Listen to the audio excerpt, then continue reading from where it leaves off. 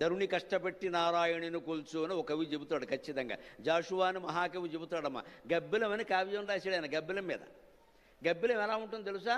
కాళ్ళు పైకి తల కిందికి పెట్టి ఎగురుతుంది. అది దానికి భగవంతుడు ఇచ్చిన శక్తి. దాని కాళ్ళు పైకి ఉంటాయి, తల కిందికి ఉంటుంది, అలాగే ఎగురుతుంది. ఇంట్లోకి ఎప్పుడైనా గబ్బిలం వచ్చినప్పుడు చూడండి. ఒక సెల్ఫీ దిగండి, వీలైతే. దిగలేరులేండి, అంత ధైర్యం లేదు కానీ దిగండి, పర్లేదు.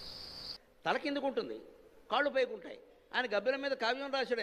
అన్ని గొప్ప గొప్ప పక్షుల మీద రాయాలా, గబ్బిలం మీద రాయకూడదు రాశాడు ఆయన.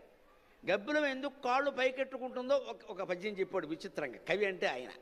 నరుని కష్టపెట్టి నారాయణుని కొల్చు ధర్మశీలురున్న ధరణి మీద. నరుని కష్టపెట్టి నారాయణుని కొల్చు ధర్మశీలురున్న ధరణి మీద. కాలు మోపలేక గబ్బిల మొక్కటే శరణయుగళి దివికి సాచి నడచు.